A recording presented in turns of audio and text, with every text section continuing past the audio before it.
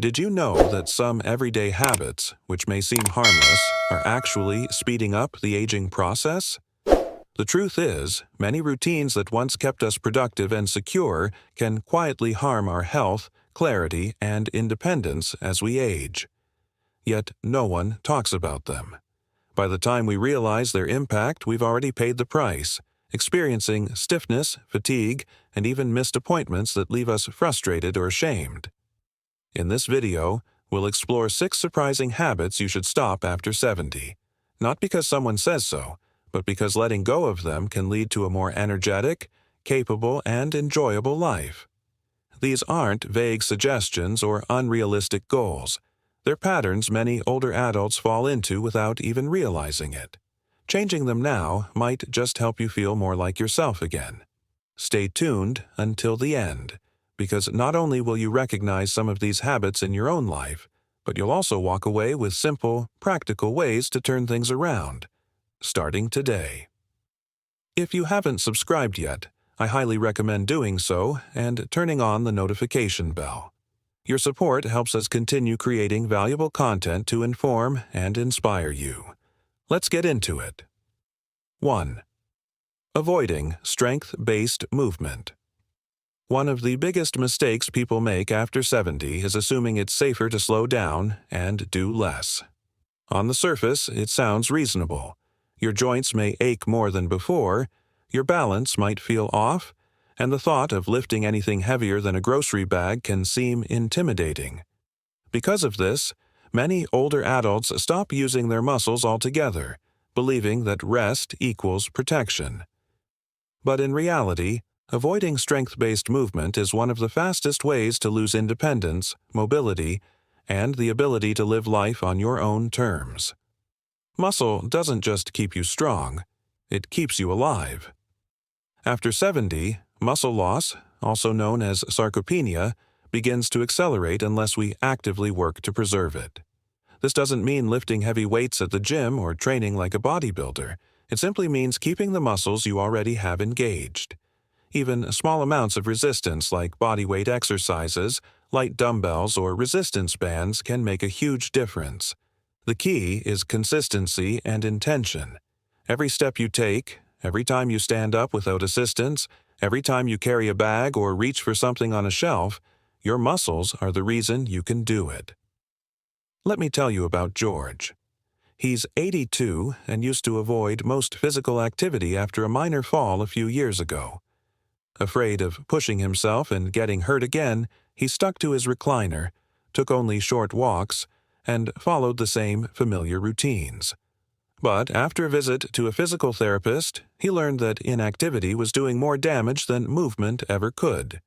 He started with 5-minute strength routines. Nothing fancy. He practiced standing up from a chair without using his hands, lifted soup cans for resistance, and worked on his balance by standing on one leg near the kitchen counter. Within 2 months, his legs felt steadier and his confidence began to return. There's something powerful about using your body with purpose. It's not just about mobility, it's about dignity. It's about knowing you can get out of bed without fear, walk through the store without needing to lean on a cart, or get down on the floor to play with your grandchild and trust that you can get back up. Strength gives you that. And it doesn't take hours a day. Just a few simple repeated movements can begin to rebuild what time has tried to take away. The reason many people don't talk about this is because strength loss happens quietly. It doesn't hurt, at least not right away. But you start to notice it in the little things: getting winded faster, struggling with stairs, or needing to lean on your arm just to stand up. The sooner you recognize it, the sooner you can reverse it. It's never too late, and you don't need fancy equipment. You just need to decide that staying strong matters more than staying still. 2. Eating like you did in your 40s. One thing that trips up many people after 70 is believing they can eat the same way they always have. The same portion sizes, the same timing, and the same comfort foods on repeat. It feels familiar. It feels easy. And, for a long time, it might have worked just fine. But your body isn't running on the same fuel system it had 30 years ago. Your metabolism has slowed, your digestion may be less efficient, and your nutritional needs have changed. Yet many people continue eating out of habit instead of hunger, and that quiet mistake can lead to weight gain, sluggishness, and even blood sugar problems that creep up over time. The truth is, after 70, every bite matters more. Your body doesn't need as much food as it used to, but it does need more of the right kinds of food. Nutrient-rich, easy-to-digest meals that support your bones, brain, and energy levels. That means fewer large servings of heavy meats, starchy carbs and processed snacks, and more small balanced meals filled with fiber-rich vegetables, lean proteins, healthy fats, and water-dense fruits. It's not about starving yourself. It's about eating in a way that supports how your body works today, not how it worked 30 years ago. Let me tell you about Helen. She's 75 and never thought much about her meals. 3 hearty ones a day, just like she had her whole life. But she started noticing that after dinner, she felt bloated, her energy dropped in the afternoon, and her pants no longer fit the way they used to. Her doctor didn't scold her. He simply asked her to try something different, slightly smaller portions, adding more vegetables, and paying attention to when she actually felt full. Within a month, she wasn't just lighter, she felt clearer. Her sleep improved, and she even said her mood lifted in ways she hadn't expected. This isn't about dieting, it's about adjusting. Just like you wouldn't wear the same shoes you wore in your 30s, your body doesn't benefit from the same eating patterns either. With age comes wisdom, and that includes wisdom about food. Eating less isn't about deprivation. It's about efficiency. It's about giving your body what it needs and letting go of the extras that only slow it down. When your meals are balanced and intentional, your body responds with more energy, sharper thinking, and steadier moods. And here's something that doesn't get said enough. It's okay to have new eating rules in this season of life. In fact, it's a sign of self-respect. You're not giving up the joys of food, you're giving yourself a better relationship with it. You're learning to notice what truly satisfies you, what supports your day, and what makes you feel your best. That kind of awareness isn't just healthy, it's freeing. If you're still watching this video and finding these insights valuable, please comment number 2 below to let me know you're here. And if you haven't subscribed yet, I highly recommend doing so and turning on the notification bell. Your support helps us continue creating quality content to inform and inspire you. Now, let's move forward. 3. Pulling away from social connection. After 70, it can be surprisingly easy to drift into isolation without even realizing it. You might stop going out as much, cancel plans more often, or convince yourself that staying home is just more comfortable. Sometimes it's due to physical limitations. Other times, it's emotional. You may feel like you don't have as much to contribute anymore, or maybe people just don't reach out like they used to. So, you quietly retreat. You tell yourself it's fine, that you enjoy the peace and quiet. But the truth is, social disconnection can do more harm to your health than you'd ever imagine. Loneliness isn't just a feeling. It's a health risk.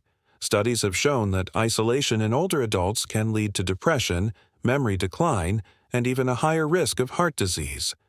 The brain thrives on connection. When you remove that steady interaction with others, your mind begins to turn inward in ways that aren't always helpful. Conversations, shared laughter, even a simple phone call, all of these act like mental exercise.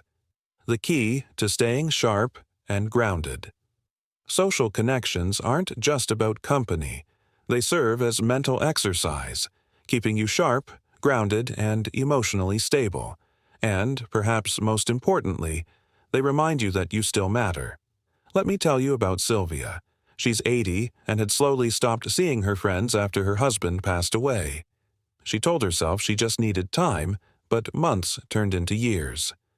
Her memory felt foggy, her days all started blending together, and her motivation disappeared.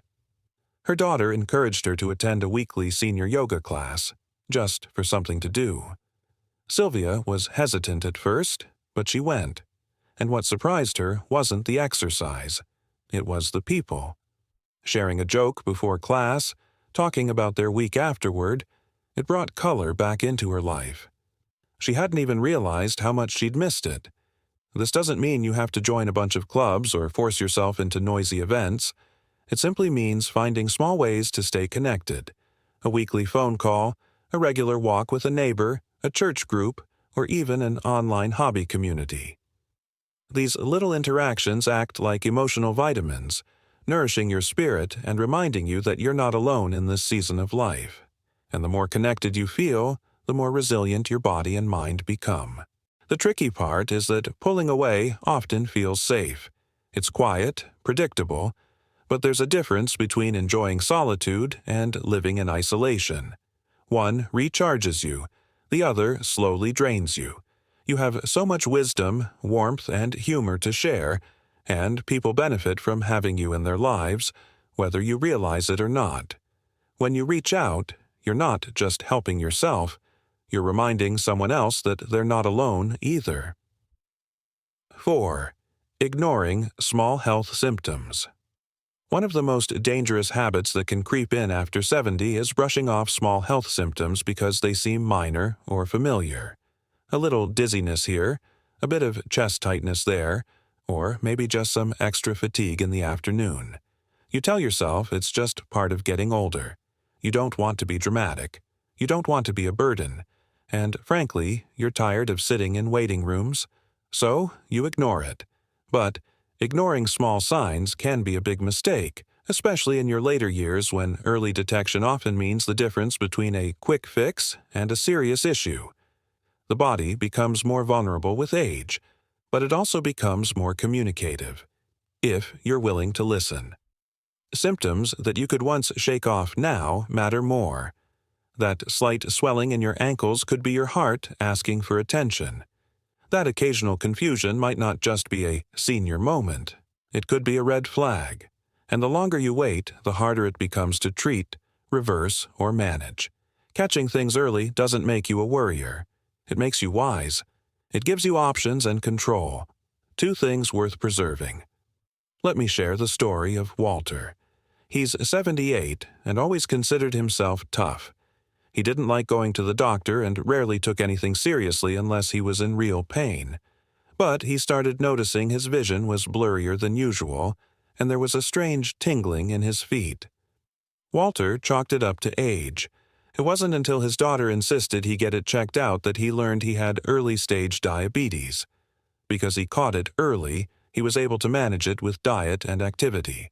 But his doctor told him plainly, if he had waited much longer, it could have become irreversible. You are the expert on your own body. When something feels different, strange, or just not right, you have every reason to check it out. Not because you're weak, but because you're responsible. Health issues don't always arrive with sirens and flashing lights. They often whisper.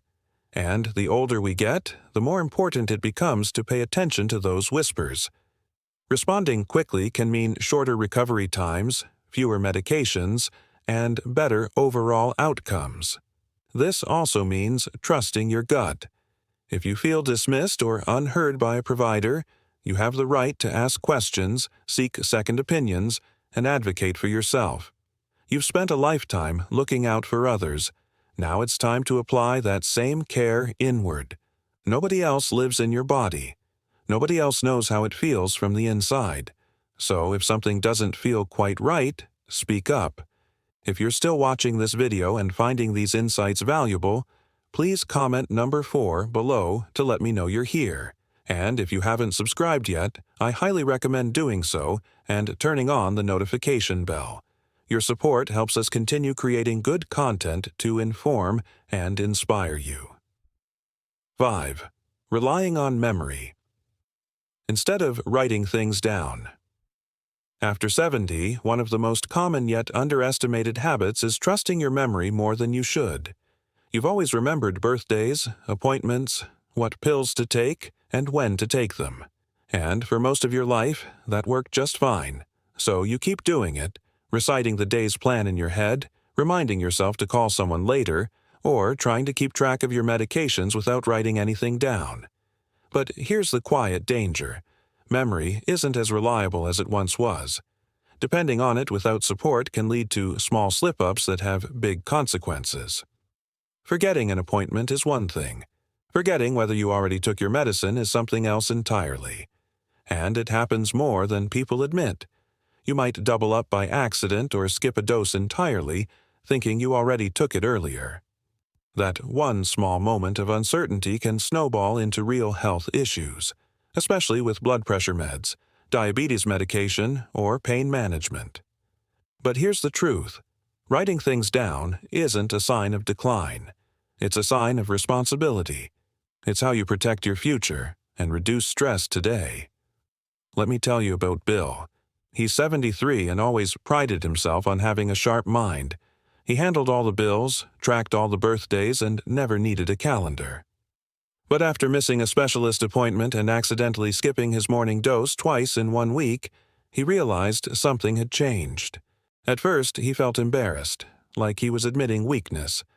But after starting a simple notebook system and setting phone alarms, he found he wasn't just remembering more. He was worrying less. He said it felt like he'd handed off some of the weight he had been carrying silently for years. Our brains are doing a lot more than we give them credit for.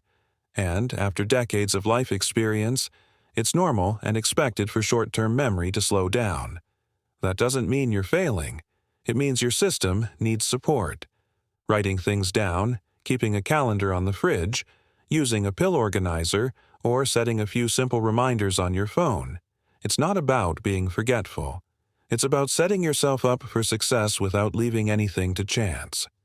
What often surprises people is how freeing it feels to take things out of their head and put them somewhere visible. It clears mental space. Reducing anxiety and building confidence starts with one simple step: writing things down. When you do, you stop second-guessing yourself. You stop repeating the same mental checklists over and over. Instead, you trust the systems you've created, and your mind can finally rest a little. 6. Resisting technology. Altogether, one of the most limiting things people over 70 often do, sometimes without realizing it, is completely shutting out technology. Maybe it feels overwhelming. Maybe you've tried it before and felt frustrated. Or maybe you've convinced yourself that it's just not for you. You might say things like, "I don't need all that stuff," or "I'm too old to learn," or "I've gotten by just fine without it."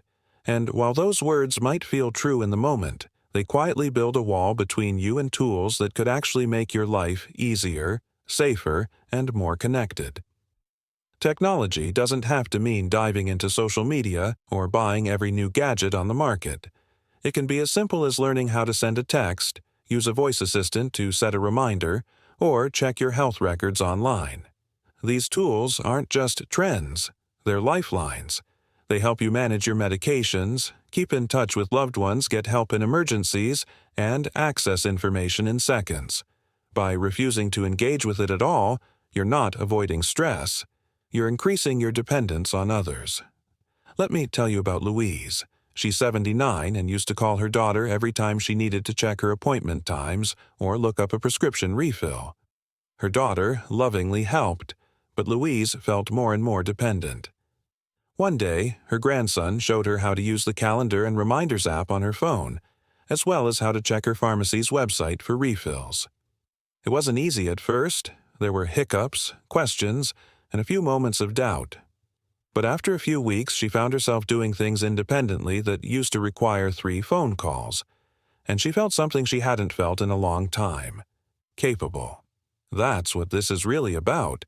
Not mastering the latest device, but reclaiming your independence. Small wins with technology add up quickly. Checking the weather, reading messages, getting health alerts, or even joining a virtual class, these little actions remind you that you can adapt, you can grow, and you can stay connected. You don't need to be a tech expert. You just need a little curiosity and someone patient to guide you through the process. And if you've ever felt ashamed or embarrassed for not knowing how to use something, let that go. Everyone starts somewhere. No one expects you to know everything right away, but giving yourself the chance to try is what matters most. Technology is not the enemy of aging. It's a powerful ally. The more open you are to it, the more doors you open for yourself in return. If you're still watching this video and finding these insights valuable, please comment number 6 below to let me know you're here. And if you haven't subscribed yet, I recommend you subscribe and turn on the bell so you don't miss any future videos. Your support helps us continue creating content that informs and inspires. Final thoughts. As we wrap up this video, take a quiet moment to reflect on what we've covered. Which one of these habits do you recognize in yourself? Which one surprised you? After 70, the rules of the game change. Yet nobody hands you a new playbook. That's why it's so easy to fall into patterns that feel safe but slowly chip away at your health, independence, and peace of mind. But here's the truth. It's never too late to shift direction. You don't have to overhaul your entire life overnight. Just recognizing these 6 traps and being willing to take one small step away from them can bring you more clarity, energy, and confidence. Whether it's moving your body a little more each day, adjusting your meals to match your current needs, or finally asking someone to walk you through that new phone, you are not falling behind. You are learning to move forward with intention. Aging doesn't mean shrinking back. It means rising up with the wisdom you've earned and using it to make the rest of your life lighter, stronger, and more joyful. These habits may seem small on the surface, but every choice you make in favor of your well-being is a declaration that you still matter, that your time still matters, and that the best parts of your life are still unfolding. Thank you for joining us today. We'd love to hear from you. Leave a comment below and share one thing you learned and how you plan to use it in your life. Your thoughts are important to us, so don't hesitate to share. Reading your comments gives us great motivation and encouragement. If you enjoyed this video and found it helpful, please like, subscribe, and share. Your support helps us continue creating meaningful content to inform and inspire you. Thanks for watching, and we look forward to seeing you in the next video.